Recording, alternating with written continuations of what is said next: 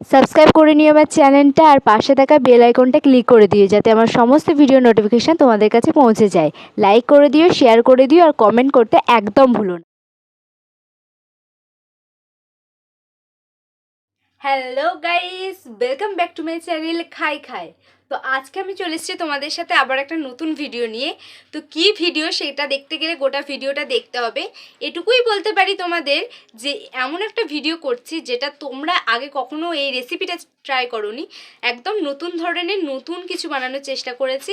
তো কেমন হবে খেতে সেটা দেখার জন্য গোটা ভিডিওটা দেখতে হবে। তাই আমি বেশ কিছু বলবো না, অলরেডি তোমরা দেখতে পেয়ে গেছো কিসের রেসিপি আমি করতে চলেছি, কিন্তু আমি নামটা বলছি না। চলো দেখা হবে ভিডিওতে গিয়ে। চলো, যেমন কথা তেমনি কাজ। এই দেখো নিয়ে চলে এসেছি ঢ্যাঁড়স। তোমরা অলরেডি দেখতেই পেয়ে গেছো আজকের রেসিপিটা হচ্ছে ঢ্যাঁড়সের কুড়মুড়ি, যেটা আমরা সচরাচর শুনিনি নামটা। মানে ঢ্যাঁড়স দিয়ে আবার কুড়মুড়ি, কুড়মুড়ি বলতে অনেকে বুঝতেও পারোনি। কুড়মুড়ি মানে একদম পকোড়া পকোড়া টাইপেরগুলো। ঢ্যাঁড়স দিয়ে পকোড়া কেউই খায়নি, আমিও প্রথমবার খেলাম।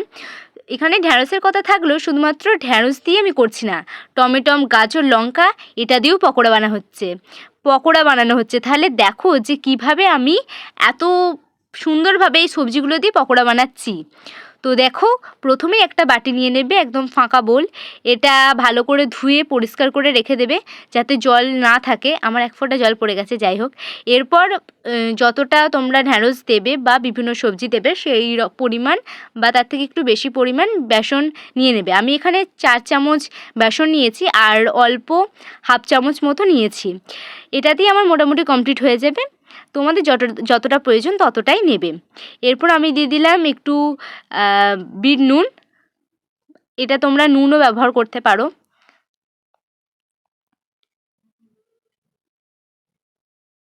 এরপর আমি দিয়ে দিচ্ছি, এটা হচ্ছে বেকিং সোডা।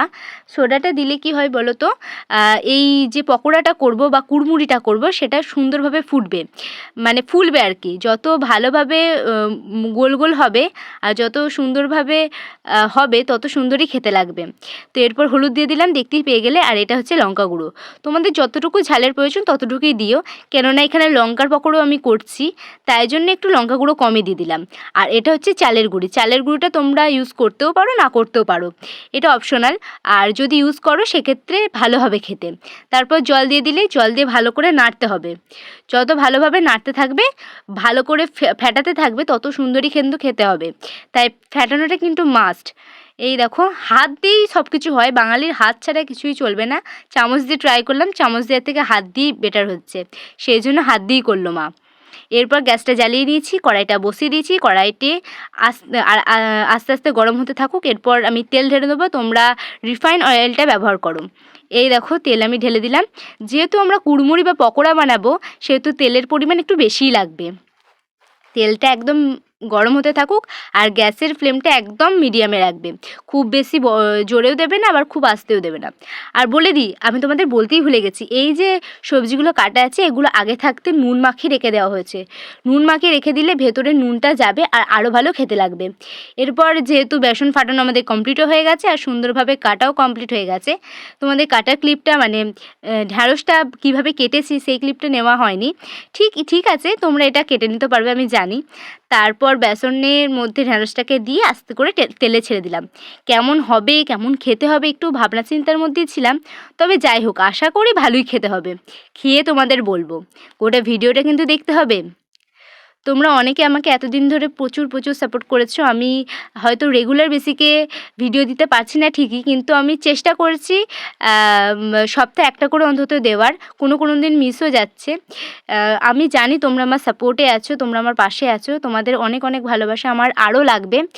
কমেন্টে লিখে জানিও তোমরা কোন ধরনের খাবার আরও বেশি করে দেখতে চাও, সেই টাইপের খাবার আমি বানানোর চেষ্টা করব। আর অনেক থ্যাংক ইউ, অনেক ভালো থেকো তোমরা। আর তার পাশাপাশি যারা এই চ্যানেলে আমার নতুন এসেছো, নতুন ভিডিও দেখছো, তারা অবশ্যই চ্যানেলটাকে সাবস্ক্রাইব করে দাও। পাশের বেল আইকনটা অন করতে কিন্তু একদমই ভুলবে না। অলরেডি তোমরা দেখতে পেয়ে গেছো যে ঢ্যাঁড়স ভাজা মানে ঢ্যাঁড়সের কুড়মুড়ি মোটামুটি রেডি হয়ে গেছে। হালকা লালচে করে ভাজলে বেশি সুন্দর খেতে লাগে। এই দেখো, দারুণ লম্বা হচ্ছে। খেতে তো মনে হয় দারুণই হবে। কার ঢ্যাঁড়স ভালো লাগে অবশ্যই কমেন্টে লিখে জানিও। এটা হচ্ছে টমেটোমের পকোড়া। না, এটা টমেটোম নয়, এটা হচ্ছে গাজরের পকোড়া। তো গাজর দিয়েও অনেকে কেউই প্রায় পকোড়া খায়নি, তাই আমি ভাবলাম তোমাদের সাথে এগুলোও শেয়ার করা যায়। আমার চিন্তা ছিল শুধুমাত্র ঢ্যাঁড়সের কুড়মুড়ি বানানোর জন্য। হঠাৎ করেই মা বলল এই সবজিগুলো যেহেতু আছে তাহলে এই সবজি দিয়েও পকোড়া বানানো যাক, কেমন খেতে হয় একবার ট্রাই করাও যাবে। আমি তো একদম সোনায় সোনায় সোহাগার মতো ব্যাপার, আমি বললাম ঠিক আছে করে নাও চটপট। তাই এই দেখো গাজরটাকে মাঝখান থেকে কেটে নিয়েছি, তোমরা এটা গোল গোল সাইজেরও কাটতে পারো, কোনো রকম প্রবলেম নেই। এটা দেখতে খানিকটা বেগুনি বেগুনি লাগছে না ছোটো ছোটো? কমেন্টে লিখে জানিও, আমার কিন্তু ওরকমই লাগলো। খেতে কেমন হবে সেটাই চিন্তা। আর এখন ভাজাভুজি তো কমপ্লিট হয়ে গেল, সমস্ত কিছু খরচা ফরচা করার পর যদি খেতে ভালো না হয় সেটাতেই একটু মন খারাপ হয়। যেমন ভালো রেস্টুরেন্টে গেলেই যে ভালো খাবার পাওয়া যায় তাই কোনো রকম মানে নেই। অনেক অনেক ছোটো ছোটো হোটেলেও সুন্দর সুন্দর খাবার পাওয়া যায়, তো আবার খুবই কম দামে, সেই রকমেরই ব্যাপার। এরপর আমি টমেটম দিয়ে দিয়েছি। টমেটমের পকোড়াটা কেমন হবে সেটা তো আরও বড় ব্যাপার।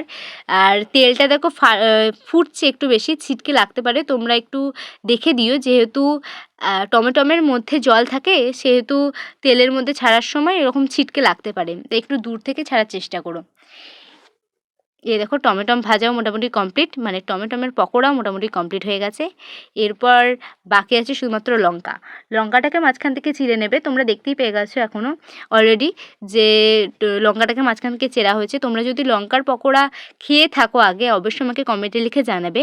আর যারা নতুন দেখছো তারা তো অবশ্যই কমেন্টে লিখে জানাবে বাড়িতে তৈরি করে যে কেমন খেতে লেগেছে আর কতটা ভালো লেগেছে আমার এই ভিডিওটা। আমার এই ভিডিওটা থেকে কতজনা কত কিছু শিখতে পারছো সেটাও লিখে জানিও। তো একটা টমেটম বাকি ছিল সেই জন্য সেটাও দিয়ে দেওয়া হয়েছে একসাথেই। তো লঙ্কার কুড়মুড়ি মানে বা লঙ্কার পকোড়া যাই বলো না কেন সেটাও কমপ্লিট হয়ে গেল, মানে মোটামুটি সব কিছু ভাজাই কমপ্লিট। তো এবার দেখা যাক খাওয়ার পালায়।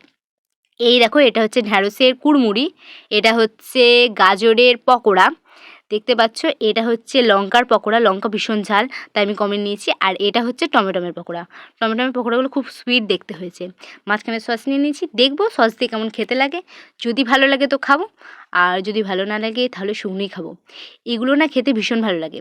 তোমরা এই ঢ্যাঁড়সের যে কুড়মুড়িটা দেখছো এটা তোমরা গরম গরম ভাত, একটু এই গ্রীষ্মকালে আম ডাল তার সাথে এরকম কুড়মুড়ি যদি হয়, ওফ, এর থেকে সুন্দর আর কিছু নেই।